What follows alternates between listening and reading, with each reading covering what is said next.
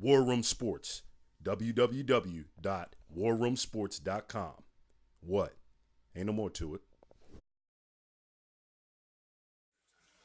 Welcome to Inside the War Room on War Room Sports TV. I'm one of your hosts, Devin McMillan, and I'm here with my co-host, Jimmy Williams and B. Austin, and we're here for another edition of our Year in Review, our 2012 series.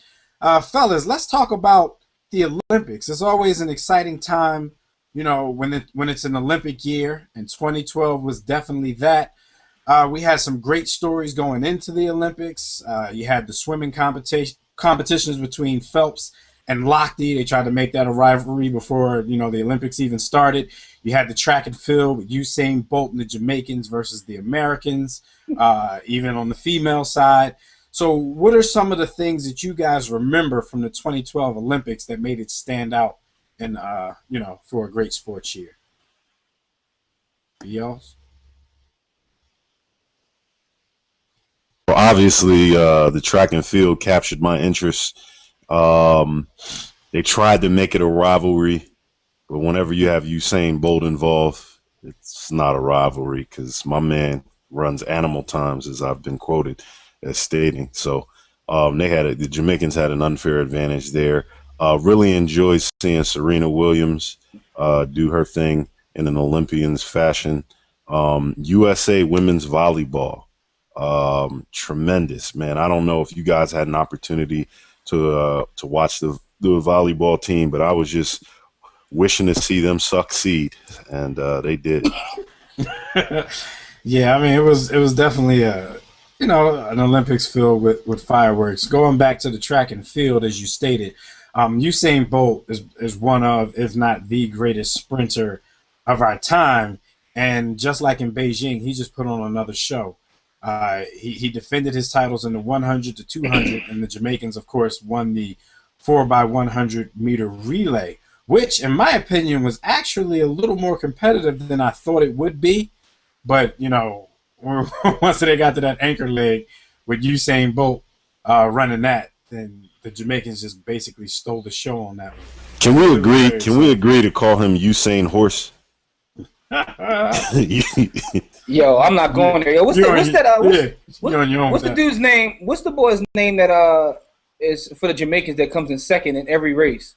Johan Blake. Blake, who also ran a world record time if it hadn't have been for Bolt. Yo, that's one point I was getting ready to make. One thing I remember about the Olympics is, like, I felt bad for Bolt because if not for Bolt, he'd probably be like, you know, that dude in terms of his sport. Right. Also, don't forget Missy Franklin and her eyes. Of course, you can't forget about the hoops team. You know, we love hoops, and what happened with them, and you know, looking like they were a little shaky baby, but they you know, came through.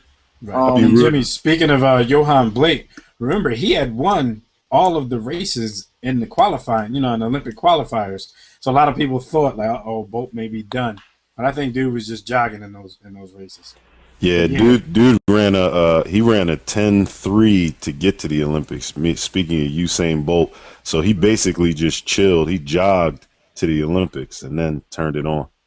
Well, switching gears a little bit because Jimmy mentioned the hoops team, the U.S. men's basketball and U.S. men's women's basketball teams both brought home the gold. I mean, it's not much to talk about as far as those competitions are concerned because, you know, they sent over another form of a dream team, and, you know, they did what they had to do and got it done. The women had a little bit of a scare in the semifinal game against Australia, and as a lot of you guys know, War Room Sports was I was fortunate enough to be sent over to London by War Room Sports to cover some of the games, and that game against Australia was one of the events that I actually attended, and it was a little tense for a moment. There was a lot of Australians up in the audience in the crowd talking a lot of smack, but the U.S. women pulled that out and had an easier time. They had an easier time of it than they were talking smack and then they got smacked.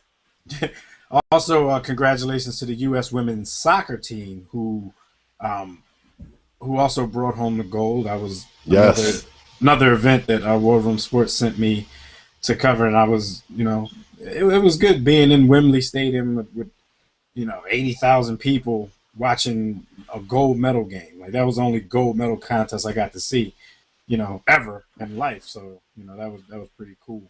Wombat. And one more thing about these Olympics that we have to bring up before we get cussed out by a lot of our followers is that of Gabby Douglas, of course. That's what I was about to say. The Fierce Five. We got to bring that up. The flying squirrel. And then Gabby Douglas from VA. She captured the hearts of America, especially Black America, with her individual gold in gymnastics. She's just a superstar now, fellas. I mean, the talk when she first won, the Twitter sphere was ablaze about her hair and how it wasn't done. And like we mentioned on our radio show, like you haven't seen Gabby in a picture, a video, a commercial, anything since without her hair being like, man, she heard the haters. Better than it was like she heard the hater. Better than anybody else in the room with her. I actually did your hair. You tell me Diane made it, but let me ask you a question though.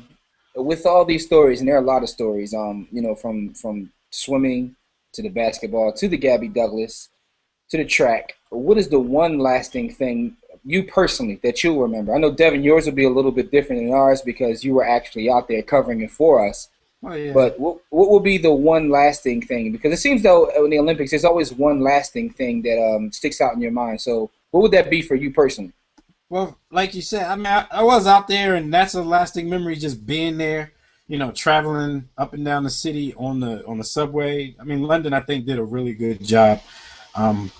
But as far as the actual games are concerned, I mean, for me, it still has to be Michael Phelps. He went into these games, not even training as hard as he has in past games. He was saying that these will be his last Olympic Games, and he still went out there and got 4 gold medals. When Ryan Lochte was supposed to be the man going into the whole thing, he started out great, so you thought maybe there was something to all the hype and all the rumors. And then, Michael Phelps just did his Michael Phelps thing. He got his what about you, Austin? What's your one lasting moment? If you had to pick one moment that you'll remember about these games in 2012. Shelly Ann Fraser Price. That's my last. In case she's watching. You're rooting for her to succeed, huh? You already know. Yeah. But seriously though, for me, if I had to pick one moment, it would be that relay. Cause that picture when Bolt got the baton. When he start pushing the turbo button, like this is the old track and field on Nintendo. My man had a turbo joystick that everybody else didn't have, To me, I'll always remember that one moment. That one moment when he got the John Lewis. You know what I mean? It's crazy because I don't think we've seen him run his fastest race. And my question to you gentlemen is, based on the level of competition that he deals with, do you think we'll ever see him run his fastest race? Because the only person on the U.S. that believes that they have a chance is Justin Gatlin. Though we know it, he knows. I mean, he doesn't know. Look, you don't know best. You need somebody that don't know no better. But I think one of these days he'll be motivated enough to go out and try to set a world record in the 100 and maybe the 200 again. That everybody's going to look at as unbreakable. One day something's going to happen. But I think he may be motivated to at least try to do that. Well, Dev, he's already done that in the 100 with a 9.58. In a 9.58.